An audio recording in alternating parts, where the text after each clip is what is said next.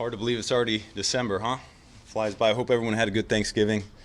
It was almost like a little bye week for us there with a few days off, being able to look back at what we've done well over the middle third of the season and where we need to keep going. But I think Coach said it. We're seeing progress as a team right now and see the same thing as for us offensively. Hopefully we'll continue to take strides and keep going for the next 6 games here. You guys got off to such a hot start offensively. There was a point where you were leading the league in points and right up there in top of the yards. So where have you seen your unit get better, maybe through this second quarter, if you will, of the season? Where have you seen some growth? I do think, and it hasn't been huge jumps, but I do think our situational football has improved. We've had some 4-minute opportunities that we've closed the game with the ball. Third downs have improved over the last few weeks. Short yardage, I think we're getting that turned around a little bit as well. So there are some bright spots to be had.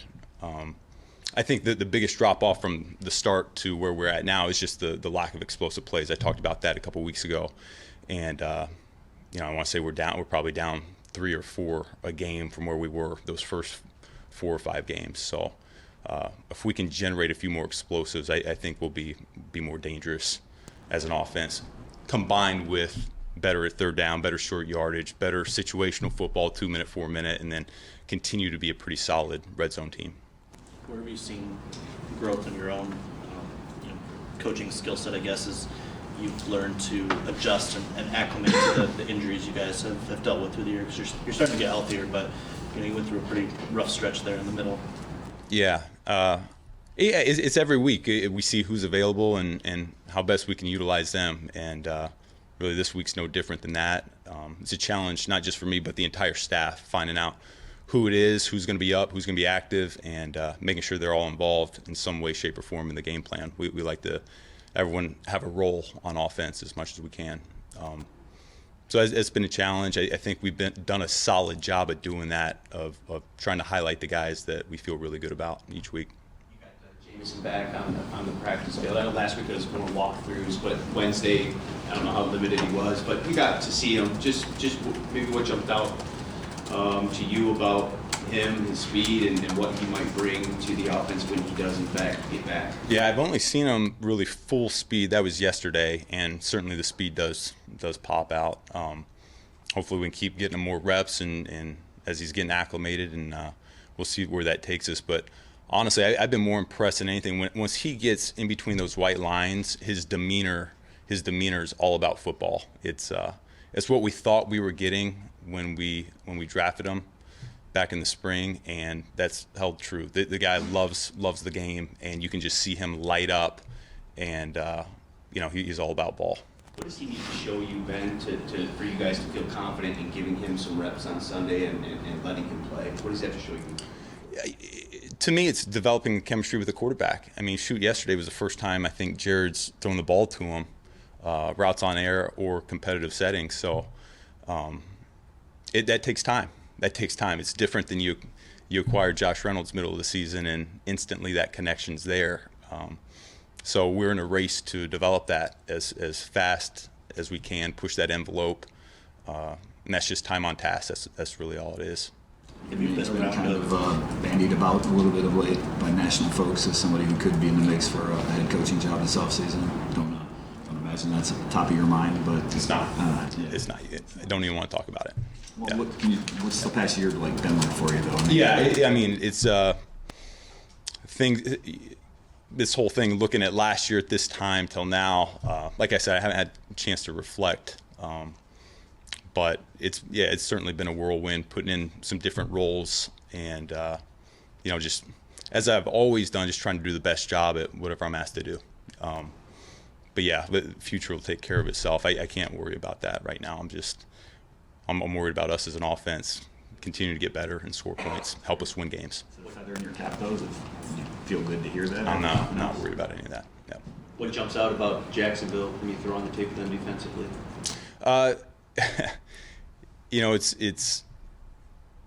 It's Trent Baalke's style, which means this: when he was in San Fran, in my mind, he's a prototype guy. He's going to acquire guys on their defense that have size, length, speed. They're going to fit certain criteria, and generally speaking, if they're not within that, he really doesn't want them. And so when you look at them, particularly up front, they are that. They are long, they are strong, they are quick, and they could give us some issues. It starts with the front for them with a lot of the teams we faced over the past few weeks. In a lot of ways, it's strength on strength when you look at it from our perspective. But they do a great job. They got two great edge defenders with Josh Allen and then the rookie Walker. He's coming on along. And then they have depth as well. They've got some really good pass rushers that could potentially wreak some havoc. They've done that all year. I don't know if their sack numbers are up, but the pressure numbers are there. So we're very aware of that. The middle linebacker, 23, is a heck of a player. He might be playing some of the best ball in the league, in my opinion, certainly that we've seen on tape. He's smart, he's instinctive, he's fast, he's downhill, physical. And then they got two young linebackers that they're bringing along, and you can see them getting better every week. And then on the back end, the safeties, 5 and 2, aggressive. So teams have struggled, and I don't know if the numbers really back this statement up. Teams have struggled a little bit in the run game. And I think the outliers are missed tackles for them. And so I'm sure that's something that they're trying to address. But when they miss a tackle, that's where the average goes up in the run game. So, we got to do a great job covering these guys up, hat for a hat. You mentioned Walker in there. I'm just curious what you've seen from the rookie. He's a guy that the length, I think, is the first thing that shows up. For tight ends trying to block him, if you don't have long arms, you're really going to struggle because he'll get into your chest, he'll lock you out, and he'll disengage pretty easily. I think he's coming along as a pass rusher. I think the fact that they have some other guys helps free him up and gives him some opportunities there in terms of the pass rush. But they mix it up. He'll drop into coverage. He'll rush. He's a good run defender, and I'm sure they're excited about his potential going forward.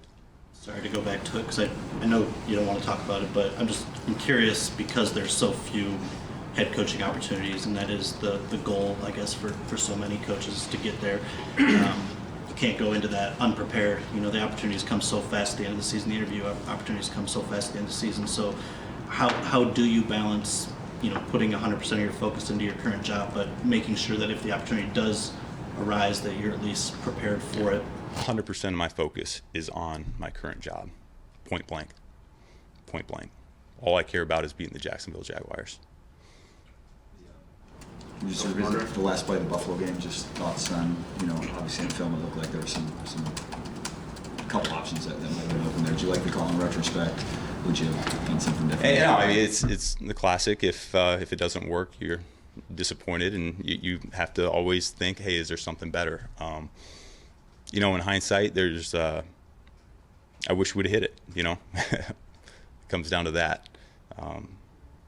So we went into this game last week. We went into the game with a certain mindset of how we were going to win, how we were going to score points against a really good football team. And I think we held true.